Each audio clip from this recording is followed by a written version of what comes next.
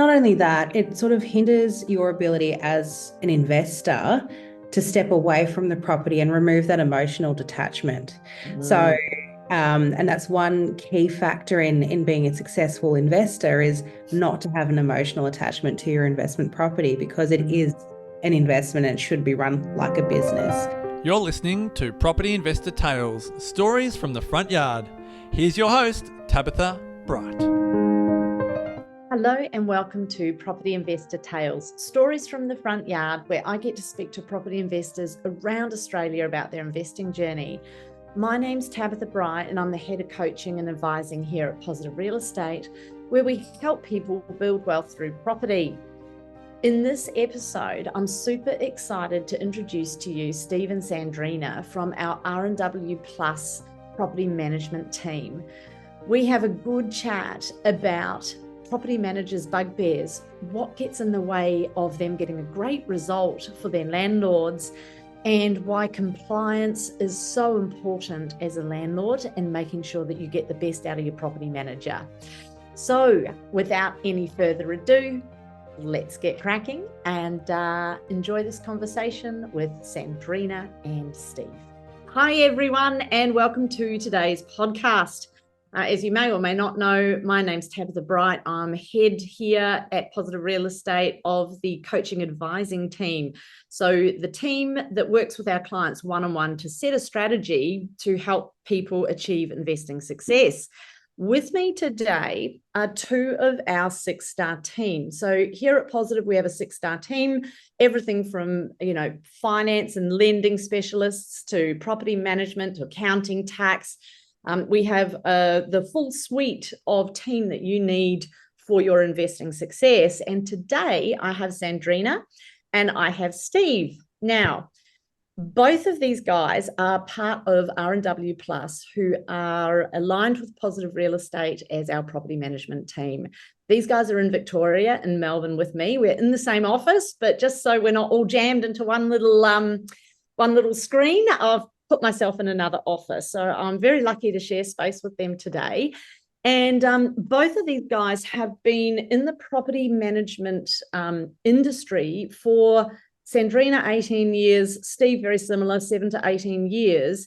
So they are what we call career property managers, and they will have a wealth of expertise in managing property, obviously. Now, this is important because as investors, if we don't have our assets managed well, it affects our cash flow, it affects the quality of our asset, it can affect how an asset performs from a capital growth point of view, and so much more. So your property management team are critical to your investing success. So today we're going to have a bit of a chat to these guys about some of the things that they see in property management and how to get the most out of your team. So I'll get you to sit a little bit forward, Steve, so you're sharing the screen equally with Sandrina. These guys are doing something a little bit outside their comfort zone today, but because they are experts, I think they're going to do a fantastic job.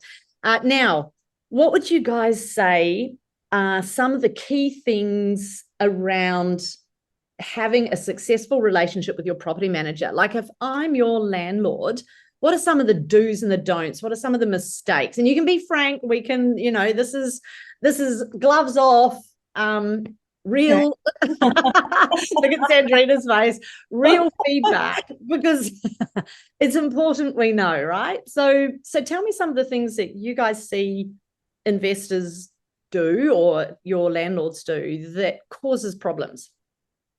I think from my point of view, a lot of the time when the owners sort of build a relationship with the renters and they get highly involved with the renter, perform their own maintenance, come and go as they please, this causes a lot of issues for us, I've found.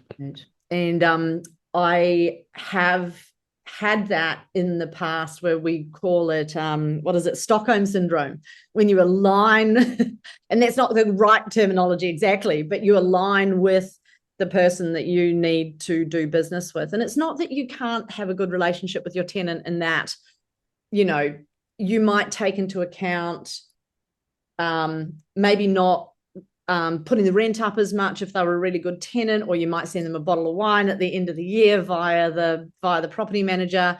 But it's really important, from what I hear, that you don't get, me as the landlord doesn't get intimately involved. I imagine that's just because it gets in the way of you guys doing your job. How does that look when a landlord gets involved? What are some of the challenges it causes you? I think communication a lot of the time, there are things that are said and spoken about that we're not made aware of. It's very important as a property manager that a lot of conversations are documented. So there are some factors where a landlord will make a commitment, or an owner will make a commitment and not make us aware of what they've sort of committed to. Yeah. Not only that, it sort of hinders your ability as an investor to step away from the property and remove that emotional detachment. So, and that's one key factor in being a successful investor, is not to have an emotional attachment to your investment property, because it is an investment and it should be run like a business. So when owners and renters get a bit, intimate in their relationship, we aren't privy to all the conversations. If there's further maintenance being reported and acted upon, we're not then privy to the arrangements around that. And then what that can also do is hinder us from saying, look, Mr. Landlord, you don't have to, or Mrs. Landlord, or hey, if you're going to do that, it needs to be done by a licensed electrician or a plumber, because we're all about compliance and removing liability away from ourselves. So it comes ultimately down to protection for the client. And there's a reason that they engage us as agents. So having that relationship with your property manager is essential, because you want to communicate all your feelings and wants and needs to that person, and then it's up to your property manager to then, carry out those instructions in a beautiful way, and one that's not going to breach any, thing against the rent, any laws or compliance, because exactly, we're all about compliance, because everyone's ready to sue the next person the next day, like within a half. It's crazy. I remember I had a tenant who was a solicitor, and I had an awesome property manager on this property, and he had requested that we one of the elements on the stove wasn't working, one of the those old-fashioned coil elements. It wasn't working. Ones, he had 3 other elements that were working, so it wasn't classed as an urgent repair. They were going to do it within the week, and I don't know what the bylaws are now, but that was back then. And he went to Bunnings and got his own whatever it's called, little coil element, and he put it in, and then he put in a claim for $10,000 against myself, because he reckoned that when he was replacing the element, that a chip of the oven top got in his eye and he couldn't do his job for a week. This is no bullshit. And my property manager, because I had been removed and I had nothing to do with him, they just came back to me and said, this is what he's done. This is what he said. We're completely within the time frame that it had to be done by. You're not liable. We've had this guy before. Apparently he was a serial problem. Because it was a regional property and we were a little bit desperate for a tenant at the time, we put him knowing this, and they said, give him 2 weeks rent free, and at the end of his tenancy we'll kick him out, and that way it just eliminates any pushback. And that was what was done at that time, because he was so litigious it was going to just drag on, so we were better off just saying that. But if I didn't have a great property manager to help me manage that, and that's the short version of the story, I could have easily have got myself in a complete pickle. And I'm sure you guys have a heap of stories up your sleeve around that. Anything come to mind, or any other tips for people around working effectively with your property managers? What else do you see? What's your bugbear? Biggest bugbear would be probably when clients request 3 or 4 quotes for something simple like painting or, capital improvements, we'll call it. Yes. it's we would like to encourage clients to trust the property managers more, because the trades that we engage and use are trades that we have used for a while. So they're always going to give us a good and fair price. So that's one thing. And another thing is, again, comes back to that relationship with the owner getting involved with the renter. Yeah. Because we don't want, the owner turning up on a Sunday morning because they then feel like carrying out the work and randomly. And I have had many stories like that where, you have your beautiful little landlords, your, Uncle George and Uncle Chris, who just take around a basket of fruit and go to the renter's house at 8 a.m. on a Sunday. The renter's in bed, as they should be, and carrying on with their own personal lives. And then that then turns into, I'm just going to go hammer this over here, to I'm now not leaving till 4 o'clock in the evening because I'm now tinkering about your whole house. So it's respecting boundaries, respecting procedures, and trusting your property manager to do the right thing by you at all times.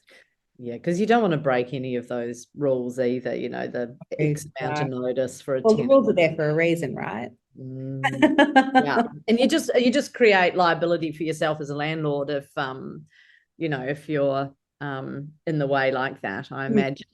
Steve, it looks like you've got something front of mind. What's your bugbear? There's plenty to choose from, but I think one that comes to mind a lot of the time is with rental arrears. The fact that a lot of renters just disregard their obligation to pay rent on time. So therefore, I can understand that you may need a little bit of time, things have happened, but regularly you get requests for, I'm going to be 1 week late or 2 weeks late. And I think that I hate with it all. It's just usually the same renter day in, day out. Yeah. Yeah. And so I imagine you guys would have, some pretty strict qualifying processes around tenants that you'd take. Like, obviously I took that solicitor fellow on because at the time it was regional. There weren't many options. We thought, we know what we're getting into. I'm a seasoned investor. I wasn't going to cry if there was, something to deal with. For you guys, tell me about some of your criteria. Like, how do you ensure that your landlords get a great tenant? Because you'd have a process. Yeah, the first thing we do is look at affordability. So when someone submits an application, we use a platform called To Apply, which is run through Inspect Real Estate. Yep. And when an applicant enters their data and submits it to us, it automatically spits out what percentage of their income is going to be spent on rent. And so anything over 30% is declined, because we have a care factor to the renter. We're not going to put them in a property if they're spending 40 or 50% of their income on just keeping a roof over their heads. And the reason we use that assessment is because we have to factor in car loans, credit cards, cost of living, basically. They may not have those things, but we still have to factor it in and leave a margin so that we don't have to hear, I'm going to be late with the rent this month because I had to buy groceries. So little things like that. So as soon as they pass the affordability, 30% and under, we then screen their last 2 rental references and their employment.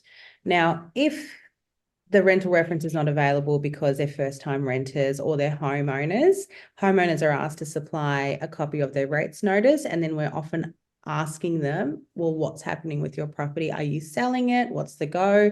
Because we need to then and get a bank statement to innovating payments, right?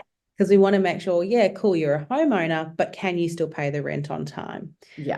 Another good thing we do is once the application data is complete, we then will call the owner, or call the renter, or the rental agent, and ask them a question, which is really interesting. What do they like to deal with? Right. So this is the previous rental agent. You're ringing them and to find out how easy are they to deal with. Yeah. What do they like to deal with in terms of what do they like with reporting maintenance? And then are they demanding? Do they present well, or are they psychopaths? Because let's face it, someone could be great on paper and then they move into the property and all of a sudden they're calling you 20 times a day because there's an ant on the wall. Like, get the most insane We've had it. stuff. It happens. So we want to know can you afford to pay the rent? Will you look after the property? And are you of sound mind? Do you know what I mean? Will you drive us insane with your requests and your and the landlord? Yes. Yeah, exactly right. I think it's also important here, we go that extra mile as well. It's a lot of the time the agent will provide a recommendation and it'll be great on paper, as Sandrina stated, but we go that extra mile where we review the rental ledger, of course. This is definitely a must, just to see how their previous payments have progressed. There's been a lot of occasions where the managing agent has told me, hey, these rentals are amazing, fantastic. And just one look at the rental ledger with the inconsistent payments and rental arrears tells otherwise. We would also request the latest routine inspection report performed by the managing agent. This justifies how the renters have been maintaining the property. So it's really important not just to go by a recommendation from the managing agent. You'd actually like to see it in writing also. That's awesome, guys. I wasn't aware that you went to that detail. That is so awesome. I'm a big fan of stories. I'm going to tell another story from my suite of stories. I had a tenant. I've got a one bedroom in Brisbane in a rather fancy apartment block, and it's got all the mod cons on the, all the rooftop amenities. It's got a private dining space that you can book out. You guys know the drill, but not everyone's familiar with apartment complexes. And I had a tenant and he was just amazing. Like, they'd take the routine inspection photos and they'd send them to me, and it would look like it hadn't been lived in, or it was styled and just so schmick. And I thought to myself, bet the little bugger's got it on Airbnb and he's subletting it. Turned out it wasn't. He was actually living in it. But when you mention psychopaths, I always think people that are that clean, and apologies to everyone that's clean, but that clean and that, like, there was not a wrinkle out of, it looked like a show home. And it turned out we had to kick him out in the end. He always paid his rent on time. He was perfect. Unbeknown to me, he was a young single fellow that loved to party and party hard. And he hired out the rooftop dining room. So the rooftop dining room overlooked the pool, the family barbecue area, and all of that stuff. He had a full-on pretty much dance party, packed the dining room out. There were all sorts of illegal, drugs going on and things. Tenants complained, security came up and he locked the dining room doors so security couldn't get in to remove him. They had to get the police up, and he partied until he was ready, until they threatened to break the door down on his cost, and he was exited. And I was so sad because until that moment, he'd been like the best tenant ever. His name wasn't Corey Worthington, was it? No. Has Corey Worthington? It was that kind of... Far out. Yeah. It was so funny. I was like, he did what? And do you know what I thought? Thank God it wasn't in, this is why I was very pleased it was a one-bedroom apartment. Thank God it wasn't in the apartment. It was too small for him to have the party with all the friends, so we went up to the rooftop. Yeah. So no damage to my apartment. Wow. I mean, yay for you in the end. Nothing got damaged, but far out. No, we've had that very similar experiences in one of our developments that settled last year, actually. Yeah. And there's two young girls that moved out of home for the first time. They had great savings, everything behind them. Rent was paid on time. Again, routines were great. Yeah. About 6 months into the tenancy, we received footage from the owners corporation saying, we believe these are your tenants and this has been going on for months. They would use all the common spaces for popcorn and movie nights, red wine all over the carpet in the common area, the cinema room, snacks, dogs coming in, like all their friends would join in. And they're just like, yeah, no, we're just going to use all this space for ourselves and keep the house immaculate. So is it very similar? Yep, similar. Yeah. And then I think my favorite ones is when people are moving in and out of apartment buildings and don't book the lift, so the protectors don't go up. And then they break the glass, they damage the doors, they break the ceiling, trying to get like massive couches and whatnot into the elevators and not using professional removalists. And I can see Steve taking a big breath. They all happen, honestly. You'd be really surprised, you know. But my favorite with every inspection, final inspection, would be they leave the toilet brush and bowl and toilet cleaning products for the next person to use. It's standard. This is true. This is true. Don't know why, but I've come across many times before. Honestly, it's like, no, please take your toilet brush with you. No, they thought it courteous to leave it for the next person. And a roll of toilet paper. And a roll of toilet paper. Which is thoughtful. It's thoughtful. Yeah. But no, take your fecal matter with you, please. I think, yes, Steve. sorry, I think it's also important to know. Look, as certain as you can be that a renter is going to be suited to the property, things can go wrong, circumstances can change. I've come across plenty of renters who are earning really, really good money, really, really good reputation, and it just takes the simplest thing, like a gambling addiction, drug addiction, an alcohol addiction, loss for a member, family member, yeah, absolutely, and everything changes as well, yeah. And divorce everything is a big one, isn't it? Yeah, it can just all go pear-shaped. So from my perspective, of someone who was once good could be in rental arrears, the property could be, you know, not well maintained, so things can go wrong as well. Yeah. And so when things go wrong, there's obviously processes in place for you guys to manage that, and you're always looking for the best outcome for obviously the landlord to minimize arrears.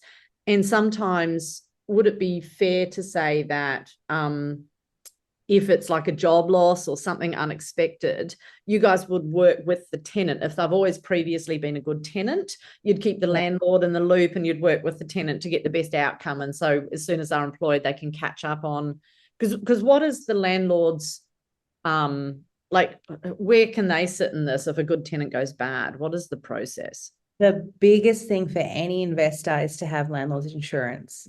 And I'm talking about and I'm sorry, no disrespect to all the companies out there doing their best, but your CommBank and RSEV insurers for landlords is not going to cover you anywhere near as Terry Shear and EBM because they're landlord specific. Right. So that's why I bang on that drum till the cows come home, because you've got to think of not only a job loss, but an absconding tenant. So someone who doesn't communicate with you, they've been a perfect tenant, so you've got no reason to visit the property or call them, and all of a sudden they're 14 days in arrears. And in Victoria, we do monthly rents, right? Yeah. So all of a sudden you're like, how come this renter's not paying? What's going on? You'll start calling them, texting them, and go, maybe they're away because they travel a lot or whatever, and it's completely blue. And then it comes to you in a text or an email saying, I have vacated the property, the keys are on the bench, I'm done. So in that instance, that is an absconding tenant where they have abandoned the property and the tenancy essentially. All those things you'd want to be covered by your insurance company. So asking how I would advise clients is think of every worst case scenario and ask the insurance company if you're covered. Yeah. We're talking about malicious and accidental damage caused by the renter, their guests, pets, and all sorts of things. Yeah. Absconding tenants. What happens if a renter has to vacate because the roof has fallen down? What happens to the loss of rent in between? So all those things are super important. But getting back to your question, we communicate with our clients within the first week of a renter being late. If we're aware of why, we'll communicate that. If we have nothing to tell them, we'll communicate that also. Wonderful. I love that. The standard procedure in our office, no ifs, no buts, whatever the circumstance, day 15 of being effectively in arrears, they get a notice to vacate. And the reason we do that no matter what, even if there's an agreement in place, is because we can formalise that agreement then. We can take that matter to the magistrates or VCAT and put it in a court order. And all these things that we line up for the owner is for their own protection and also to comply with their insurance policy. So, because you don't want to get on the wrong side of that. Correct. If you miss a day or miss a notice or miss a procedure, guess what, Mr. Landlord, my conversation is we didn't do the right thing. You're now not covered because we didn't look after you properly. So how would you describe my property management style? Fair but firm. Yeah, Right? absolutely. Fair but firm. Those are the exact words that I would have used. Yeah. Fair but firm. And that's what you need to be. I Yeah. know there's a lot of media about owners being, they're hated on a lot of the time. The owners are the ones putting up the rent and have all the power, but it's not the case. A lot of the time I found a lot of our owners show a lot of sympathy towards the renters. Whereas when you have that tough conversation, Mr. and Mrs. Landlord, we need to act here. They're the actual ones that are saying to us, no, please, let's give them as much time as possible to get themselves back and up and running. So yeah, you'd be surprised that a lot of owners actually do care about their renters. Yeah. And I think as a coach for investors, some of the conversations I have are exactly around this. Sometimes I find landlords don't want to put up rent because they don't want to lose a really good tenant, or they don't want to put up rent because they're being empathetic about the rental situation. There is a rising cost of living at the moment. And sometimes landlords do themselves a massive disservice, because if you're trying to build a portfolio, what your rental income will directly impact your borrowing for your next property. So if I'm tasked with creating a property portfolio for you so that you can retire or have financial choices, but yet you won't work with the property manager to put up rent and not smash people, we're talking about fair market rent, and the market doesn't go up in a linear fashion. And sometimes the market, as you guys know, it goes down for rent. Yeah. And other times it'll be stagnant for years sometimes, and then it will go bang and it'll be up $100, $200, $300 sometimes a month, more in some cases. And we have to maintain a business brain, but I like what you said, firm but kind. Was that the language you used? Firm but fair. Firm but fair. Oh, I went kind. Be kind as well. Yeah. Firm and fair. I like that. And absolutely, you'd work with, in certain circumstances, you'd work with it.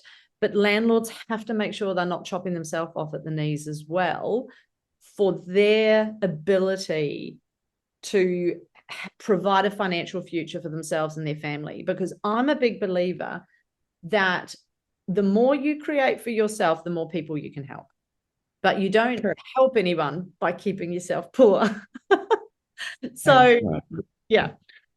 That's why it's essential, I think, to have an experienced property manager. You find the perfect balance and compromise between your owners and renters, because it's in no one's best interest, including the renter, to pack up and leave and find alternative accommodation in this rental climate. And on the reverse situation, the same for the owner, because if the tenant gets up and vacates, you're looking at vacancy rates, of course.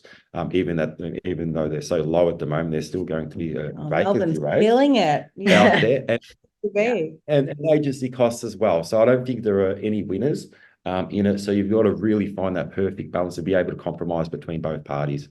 Sounds good. Going back to my earlier point, you've got to run your asset as a business. You can't have emotion behind it, because, as we all know, we get emotions involved. Sometimes we don't make the best decisions for ourselves and our pockets. So, when your property manager comes to you with a suggestion going, hey, I've just done a CMA, do you know properties around you are getting an extra $50 to $100 a week more? And the owner goes, but I don't want to be greedy. You go, okay. The problem with that is we might only put it up halfway now. Next year, you're going to be even further behind. So are you going to forever be behind because you don't want to appear to be greedy? Or, Mr. Landlord, can I make you more money? That rightfully belongs to you.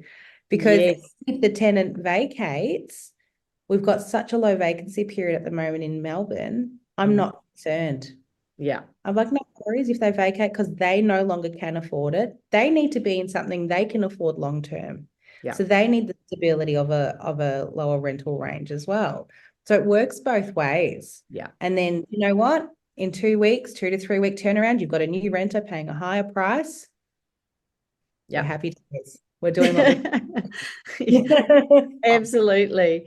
And when you accept low rent, you actually have an impact if it's an apartment, or if it's, there's townhouses and other houses around you, you have an impact on what the average rent yields are in the market, and everyone loses.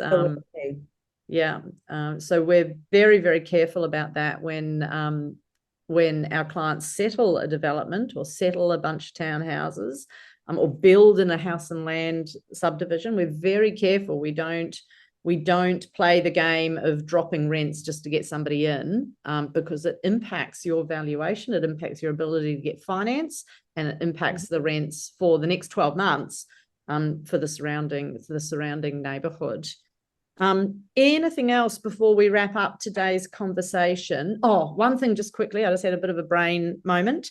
For those of you that are interested in vacancy rates, because there's a lot of it in the marketplace at the moment, a lot of talk about lowest vacancy rates ever historically in Australia across the board. You can jump onto sqmresearch.com.au, and under the free data, you can look up vacancy rates and you can see what the vacancy rate is for your suburb. So anything 3%, and around that 3% is a balanced market. So there's enough property, there's enough renters. Anything under 3% is a tight market. Anything under 2% is a super tight market. Anything under 1% is critical. So have a look. There's a lot of places in Melbourne that will be, 1% and under as far as available property to rent. We are in a critical rental housing market. And so, it is important that you keep an eye on your rents for your own portfolio. And there is a reality that not everybody is going to be able to afford to live in a certain area.